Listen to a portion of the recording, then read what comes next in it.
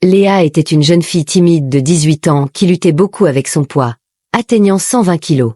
À Elite High School, elle était la plus grande élève et souvent la cible de moqueries cruelles de ses camarades, ce qui la faisait se sentir isolée et blessée. Pourtant, malgré la douleur qu'elle ressentait à cause de ce traitement, il y avait une chose qu'elle aimait à l'école, Lucas. Le garçon le plus populaire et le plus séduisant du lycée. Léa avait un énorme crush pour lui, mais elle savait qu'il ignorait jusqu'à son existence. Un jour, à l'heure du déjeuner, Lucas s'est approché d'elle et l'a invitée à une fête chez lui. Léa, surprise, regarda autour d'elle pour voir s'il ne parlait pas à quelqu'un d'autre, mais elle était seule. Elle était stupéfaite qu'il sache qui elle était. « C'est ma chance de me faire remarquer », pensa-t-elle. Elite High était une école pour enfants de familles prestigieuses et très riches. Léa voulait faire bonne impression. C'était la première fois en 4 ans qu'elle était invitée à un événement. Elle loua une magnifique robe, emprunta une voiture de luxe et demanda même de l'argent à ses amis pour acheter un cadeau coûteux pour Lucas. Le jour de la fête arriva. Léa était nerveuse, mais pleine d'espoir. Lorsqu'elle arriva dans sa robe louée et avec sa voiture empruntée, Lucas se tenait dehors avec ses amis. Elle s'avança pour lui offrir le cadeau cher qu'elle avait acheté. Mais alors qu'elle pensait que tout se passait bien, quelque chose d'horrible se produisit. Lucas et ses amis éclatèrent de rire. Léa sentit son estomac se nouer. Pourquoi rit-il? Lucas attira l'attention de tout le monde. Le cœur de Léa battait à tout rompre. Elle croyait qu'il allait dire quelque chose de gentil sur elle. Mais il déclara à haute voix. C'était un pari pour voir si je pouvais faire tomber la fille la plus moche du lycée amoureuse de moi. La pièce entière explosa de rire. Le visage de Léa pâlit, son cœur se brisa. C'était trop. Elle tourna les talons et s'enfuit de la fête en pleurant. L'humiliation ne s'arrêta pas là. Un des amis de Lucas avait filmé toute la scène et l'avait publiée sur les réseaux sociaux. Rapidement, tout le monde se moqua de Léa, la qualifiant de nom cruel comme « la désespérée » ou « la grosse ». Le cœur de Léa était brisé, mais quelque chose d'autre grandissait en elle, de la colère. Elle pleura pendant des jours, mais finit par prendre une décision. « Je vais leur faire regretter ça ». Pendant 2 semaines, Léa ne quitta pas sa chambre. Elle était consumée par des pensées de vengeance et refusait de parler à qui que ce soit. Mais elle savait qu'elle ne pouvait pas fuir éternellement. Quand Léa retourna enfin à l'école, dès qu'elle entra dans la classe, des rires éclatèrent à nouveau. La voix moqueuse de Lucas résonnait, amplifiant encore l'hilarité générale. Mais soudain, Thomas, un garçon discret assis au fond de la classe, intervint. Il attrapa l'un des amis de Lucas qui se moquait de Léa et le repoussa fermement. « Laisse-la tranquille », dit-il, sa voix tremblant de courage. La classe devint silencieuse. Thomas venait de faire ce que personne d'autre n'avait osé faire, prendre la défense de Léa. Lucas ne tarda pas à répliquer. « Pourquoi tu ne t'occupes pas de ta propre vie, Thomas? Tout le monde sait que ta mère n'est qu'une simple domestique chez moi. Elle nettoie ma chambre et lave mes vêtements sales. » La classe éclata de rire à nouveau. Pourtant, le geste courageux de Thomas laissa une empreinte profonde sur Léa. Après les cours, elle s'approcha de lui. « Merci », murmura-t-elle timidement. « Et je suis désolée pour ce que Lucas a dit. » Thomas esquissa un léger sourire, essayant de balayer la douleur de ses yeux. Mais Léa pouvait voir qu'il souffrait. Malgré ses propres épreuves, il s'était levé pour la défendre. Alors qu'ils marchaient ensemble, une voiture de luxe s'arrêta près d'eux. Le chauffeur de Lucas appela Thomas. « Attends, tu vis avec Lucas ?» demanda Léa, surprise. Thomas hocha la tête et expliqua que bien qu'ils vivent dans la même maison, Lucas refusait qu'ils montent dans la même voiture, le forçant à rentrer chez lui à pied chaque jour. Choquée, Léa ressentit une colère sourde. La cruauté de Lucas dépassait largement ce qu'elle avait imaginé. Voyant cela, elle proposa à Thomas de monter dans sa propre voiture. Il accepta, touché par sa gentillesse. Lorsqu'ils arrivèrent à la somptueuse maison de Lucas, Léa fit ses adieux à Thomas. Alors qu'il entrait chez lui, la chaleur de la gentillesse de Léa s'estompa rapidement. La première chose qu'il vit fut sa mère à genoux, en train de frotter le sol inondé du salon.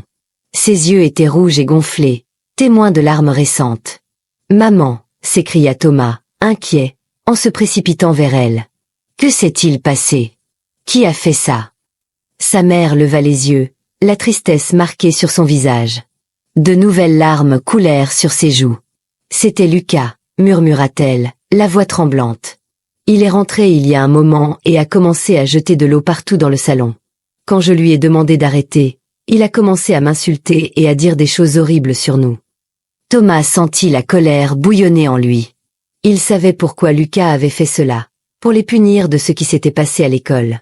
Les poings serrés, il fixa l'eau sale qui inondait le sol. « Je vais lui parler », déclara-t-il avec détermination. « Il ne peut pas continuer à te traiter comme ça. » Mais alors qu'il se levait, une voix moqueuse retentit en haut des escaliers. Lucas se tenait là, un sourire froid sur le visage, les bras croisés comme s'il régnait en maître sur la maison. « La prochaine fois, souviens-toi de qui tu as affaire », cria Lucas. Sans prévenir, il attrapa un autre seau rempli d'eau et le déversa dans les escaliers. L'eau éclaboussa partout, rendant le désordre encore pire. Certaines éclaboussures trempèrent les vêtements et les chaussures de Thomas. La rage envahit Thomas. Il voulait monter les escaliers et donner une leçon à Lucas pour toutes les souffrances qu'il avait causées. Mais au moment où il fit un pas en avant, sa mère tendit la main pour l'arrêter. « S'il te plaît, Thomas, non, supplia-t-elle. Ça n'en vaut pas la peine. Nous avons besoin de ce travail. » Thomas s'arrêta. Sa colère se transforma en impuissance. Des larmes montèrent à ses yeux alors qu'il regardait sa mère, agenouillée au sol, épuisée et brisée par un travail incessant et des humiliations répétées. Il ne put retenir ses pleurs plus longtemps. Les larmes de Thomas coulèrent librement alors que tout son corps tremblait de sanglots. Sa mère se releva du sol et l'entoura de ses bras pour le réconforter. « Ça va aller, mon cher », murmura-t-elle en pleurant aussi. « Nous surmonterons cela. » Mais alors que Thomas pleurait dans les bras de sa mère, il fit une promesse silencieuse. Il ne laisserait pas Lucas continuer à les traiter ainsi pour toujours. Un jour, les choses changeraient. Un jour, il serait libre de la cruauté de Lucas. Pendant que Thomas et sa mère terminaient de nettoyer le désastre, Lucas, à l'étage, préparait déjà son prochain plan pour les tourmenter. Avec précaution, Lucas descendit à la cuisine, s'assurant que la mère de Thomas n'était pas dans les parages. Il aperçut la clé de la maison de Thomas posée sur la table de la cuisine. Avec un sourire mauvais, il la glissa dans sa poche avant de retourner dans sa chambre. Plus tard dans la nuit, Thomas et sa mère, épuisés par le nettoyage, quittèrent la maison de Lucas pour rentrer chez eux et se reposer. Mais en arrivant devant leur porte, ils cherchèrent la clé partout sans succès. « Où est la clé ?» murmura la mère de Thomas, inquiète. Les yeux de Thomas s'écarquillèrent de panique. « Peut-être qu'on l'a laissée chez Lucas, » dit-il, le cœur serré. « Je vais retourner la chercher. Attends-moi ici, maman. » Il prit rapidement un bus pour retourner chez Lucas. Les rues étaient étrangement silencieuses à cette heure tardive. Arrivé devant la porte de la maison de Lucas, il leva la main pour frapper mais s'arrêta en entendant des voix à l'intérieur. C'étaient celles des parents de Lucas, Monsieur Martin et Madame Laura, qui semblaient avoir une conversation sérieuse. Thomas se cacha derrière un buisson près de la porte pour écouter sans être vu. « Il est complètement hors de contrôle », disait Madame Laura d'un ton empli de colère. « Tu sais qu'il a emprunté de l'argent sans même nous prévenir ?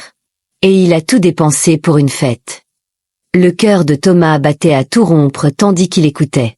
Monsieur Martin poussa un long soupir fatigué.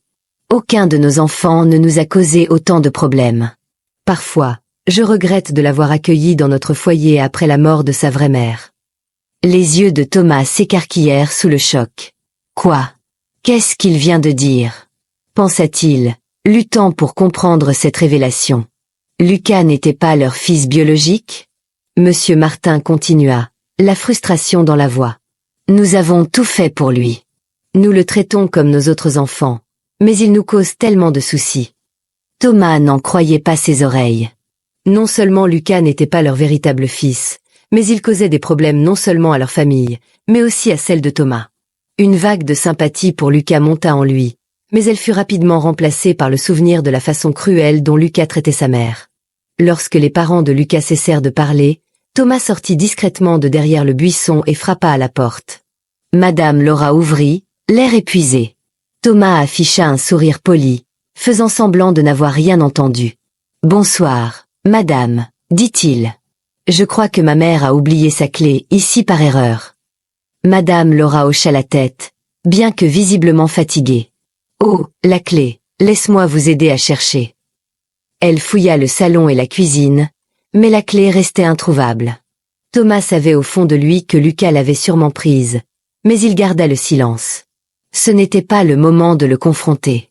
En quittant la maison sans la clé, Thomas réfléchit à tout ce qu'il avait appris sur Lucas. Pendant le trajet en taxi pour rentrer chez lui, les paroles de Monsieur Martin résonnaient encore dans sa tête. Lucas n'est pas notre vrai fils. Le garçon qui avait causé tant de douleur et de chaos n'était même pas leur enfant biologique. Quand Thomas arriva enfin à la maison, il trouva sa mère assise dehors, grelottant dans l'air glacial de la nuit. « As-tu trouvé la clé ?» demanda-t-elle avec espoir. Thomas secoua tristement la tête. « Non.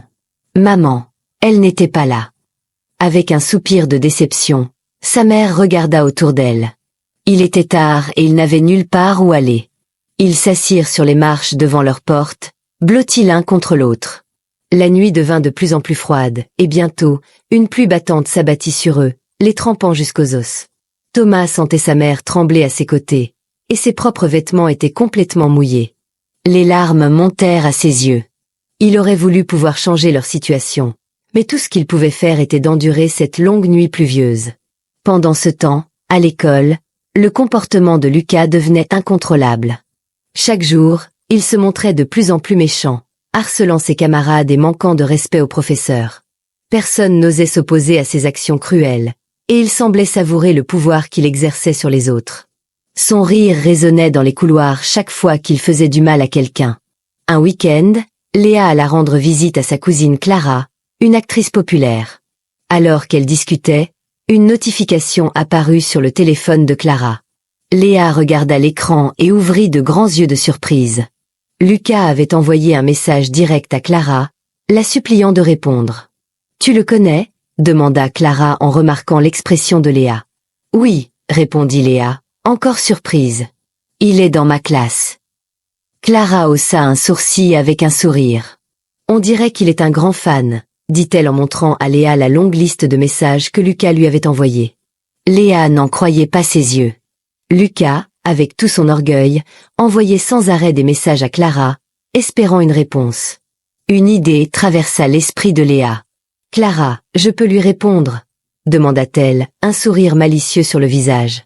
Clara lui tendit le téléphone. « Vas-y, voyons ce qui se passe. » Léa écrivit rapidement un message, prétendant être Clara, et envoya à Lucas un numéro différent en disant « Écris-moi ici et on pourra discuter. » En quelques minutes, les messages de Lucas affluèrent, persuadé qu'il parlait à Clara, la belle actrice.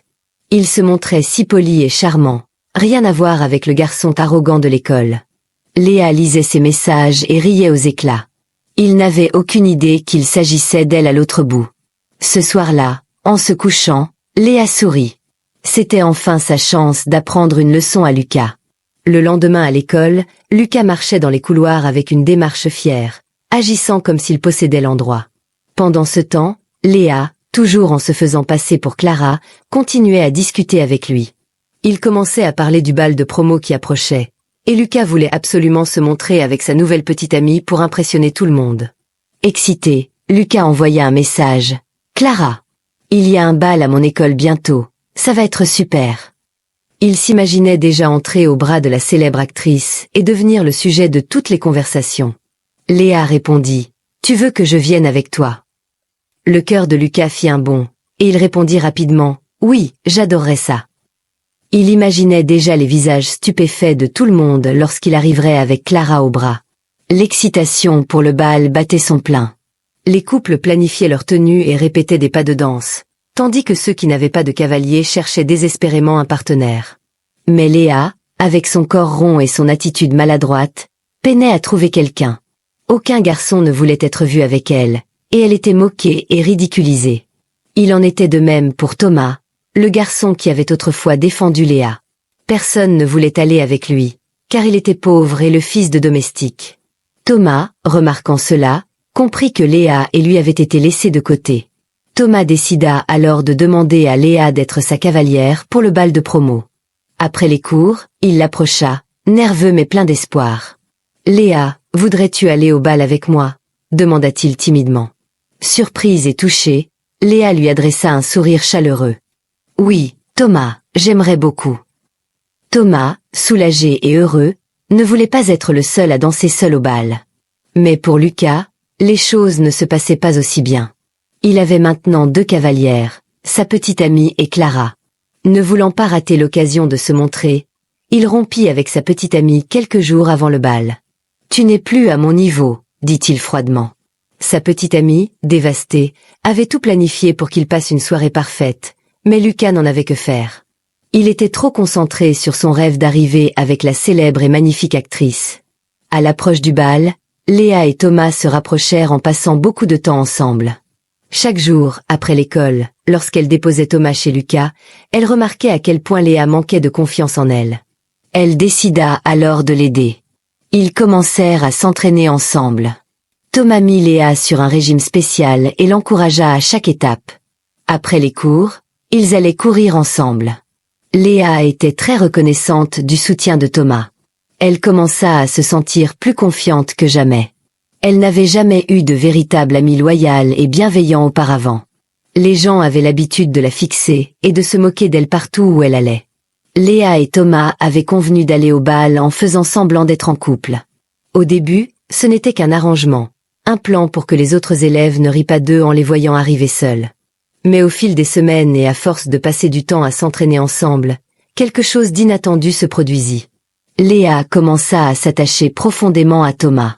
Ses encouragements la faisaient sourire et se sentir bien dans sa peau. Elle perdait du poids et se sentait motivée à continuer de faire du sport et de manger sainement. Lorsque le bal approcha, Léa se sentait et se voyait comme une nouvelle personne. Thomas, ainsi que tout le monde à l'école, remarqua sa transformation. Ils étaient surpris, et Thomas était très fier d'elle. Dans l'ombre, Lucas cherchait de l'argent pour financer son entrée grandiose. Il ne voulait pas demander à ses parents, car il leur causait déjà beaucoup de problèmes. Un après-midi, il s'introduisit dans la chambre de sa mère, vola ses bijoux les plus précieux ainsi que la montre coûteuse de son père. Il vendit 2 des objets et garda l'un d'eux. Avec l'argent, il loua une voiture de luxe et réserva une salle pour une after-party. Il savait que tous les regards seraient tournés vers lui, le roi de la soirée, et voulait prolonger la fête après le bal. À l'approche du jour du bal, une dispute éclata chez Lucas. Ses parents découvrirent la disparition des bijoux et fouillèrent toute la maison. Lucas, pris de panique, décida de détourner les soupçons. « Maman, j'ai vu la mère de Thomas se faufiler dans ta chambre plus tôt », murmura Lucas, feignant la stupeur. Sa mère, choquée, confronta la mère de Thomas. Alors que celle-ci clamait son innocence, Lucas suggéra de fouiller son sac. Malheureusement, Lucas avait caché la montre de son père dans le sac de la pauvre femme. La mère de Thomas fut bouleversée en voyant la montre. « Madame Laura, s'il vous plaît, vous devez me croire, je n'ai pas volé ça, » supplia-t-elle. « J'ai travaillé ici pendant des années, et je n'ai jamais rien volé. Pourquoi commencerais-je maintenant ?»« Tais-toi, voleuse !» hurla Lucas. Personne ne crut la femme, et bientôt la police arriva. La mère de Thomas fut emmenée, malgré les supplications de son fils qui tentait de défendre son innocence. Quand la nuit du bal arriva enfin, Lucas se tenait devant le miroir, admirant son costume et ses bijoux.